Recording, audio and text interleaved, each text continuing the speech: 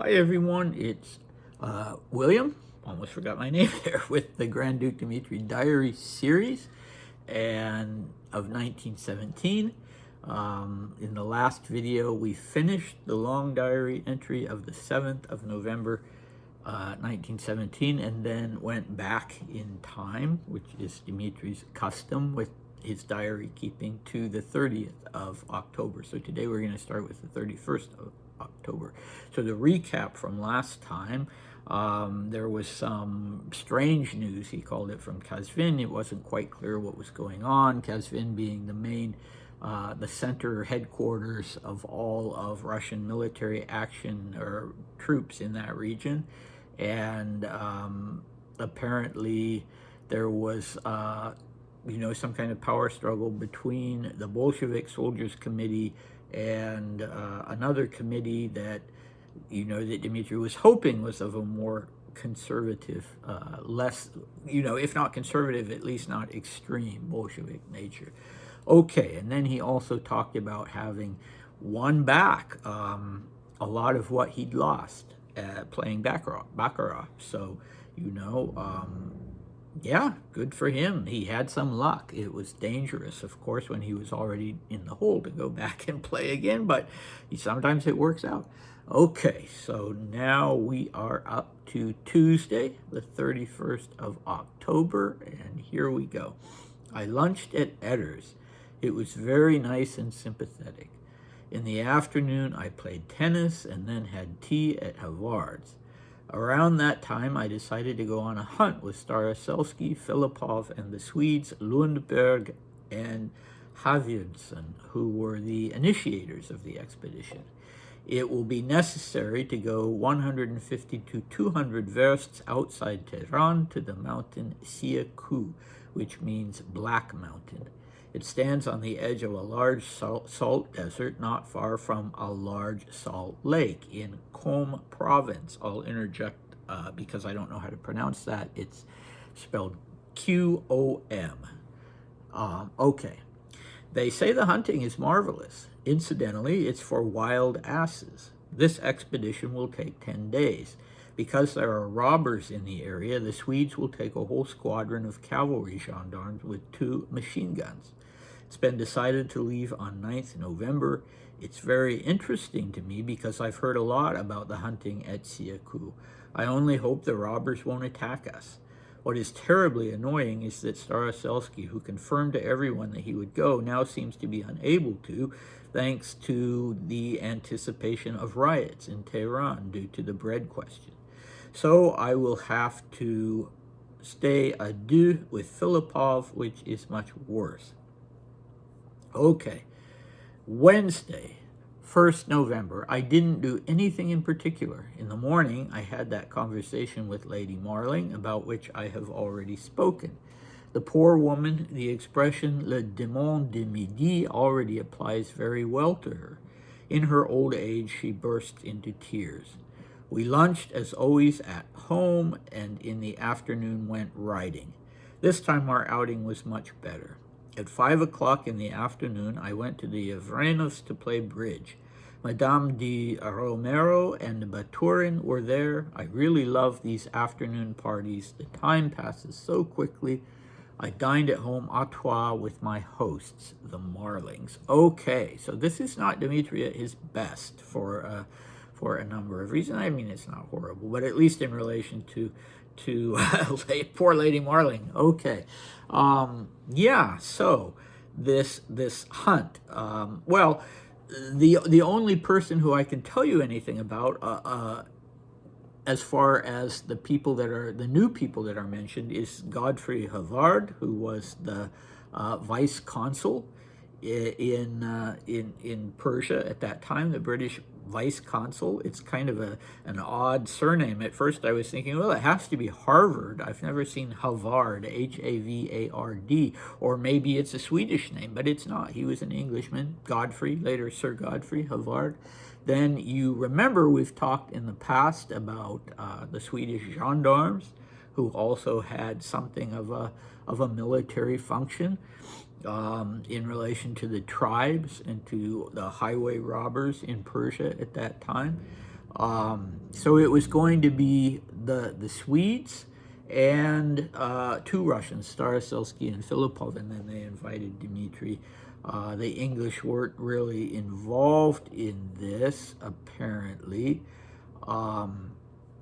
Okay, so they were going to go to this mountain in Qom province. The mountain, Dmitri calls it Siaku. When I looked it up, I saw Sia. I don't know how to pronounce either one of those. He says 150 to 200 versts outside Tehran, and actually that would be about the same, 150 to about 200 kilometers.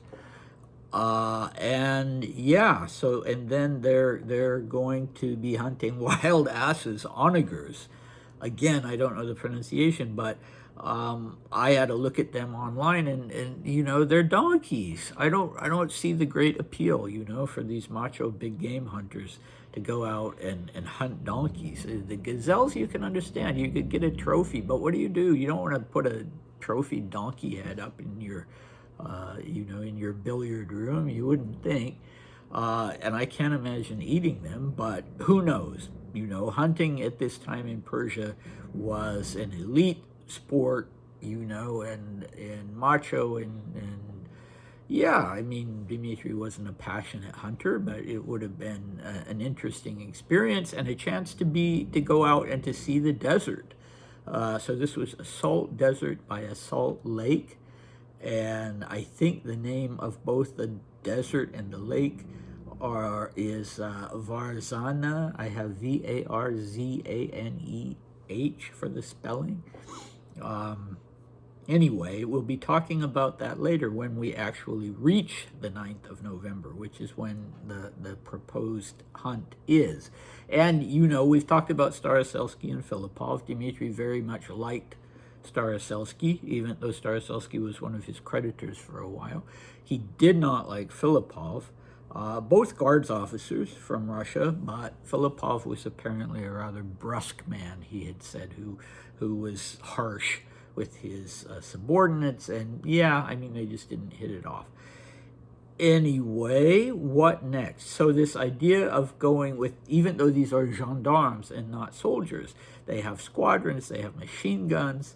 So this was endemic at the area, these attacks on caravans and on, you know, people just trying to make their way down the highway. So that was, you know, definitely a possibility that they would be attacked by highway robbers. There was also, you know, there were tribal groups with territorial issues and that sort of thing. So that was another possibility. And the Swedes were in Persia precisely for that reason, to be the neutral police force. But, you know, there was something a little dodgy about all this, and we're gonna talk, Dmitri's gonna talk about that later.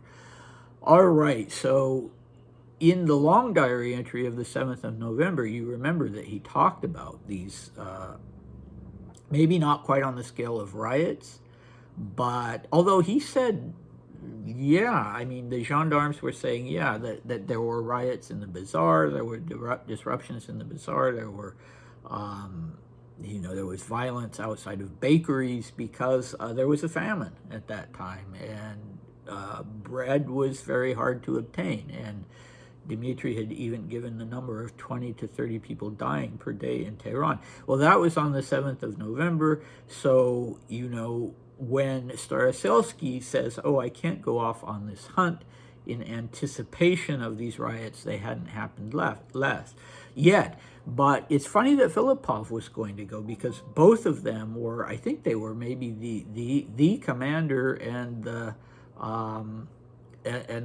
second ranking man in the Persian Cossack division, and so I'm surprised that they both weren't thinking that they needed to stay in Tehran, but only Staroselsky apparently. All right, so now we come to the kind of unkind part of today's video, well, the diary entries that are covered today, and that is, so Lady Marling, I state again, was 35 years old.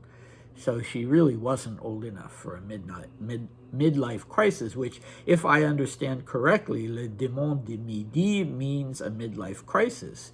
It's the demon from the south. It has some kind of biblical allusion, but I believe that the expression here is used, that it was an expression in French used to mean a midlife crisis. So not only does he say, the poor woman, the expression le démon de midi already applies very well to her, but he talks about how she bursts into tears in her old age, as he so nicely puts it. So I tend to think there's still a little bitterness there. They had this is the day that they had this conversation that she initiated that he talked about before, and they worked everything out, and it's great, and a great weight fell off his shoulder because now there wouldn't be this tension between him. But apparently he still was holding a grudge a little bit. Otherwise, I can't imagine, I don't know, talking about her midlife crisis in her old age when, she was 35 years old. Anyway, make of that what you will. He talks about enjoying these afternoon parties. So the routine with Lady Marling was that they would have lunch and then go for a ride. They pretty much did this every day. But then at tea time at 5 o'clock, he goes off to the Yevrenovs, Russian friends of his, to, play cards and have tea, and he calls it an afternoon party, and talks about how much he likes these. So we get an idea of his routine. The earlier in the day it's with Lady Marling. Then he goes to these get-togethers. She doesn't come. I would guess she was probably invited, so I don't know why. Maybe she had to recover from their little conversation. But, yeah, so Madame de Romero was the wife of the Spanish minister to Teheran, the Baturin. I don't know anything about the Yevrenos. He was at the Imperial Bank of Persia, and Dmitri wasn't a big bridge player, but I guess it just got him out of the Marlings' place for a while and something to do. Then back home, dinner, just the three of them, the Marlings and himself. Yeah, what do we have next time? Well, polo. If you have any interest in the sport of polo, you'll find this very interesting, the next diary entry. If you don't, I think you'll still find it interesting because Dmitri is a keen observer of things. All right, so I hope to see you next time. Bye.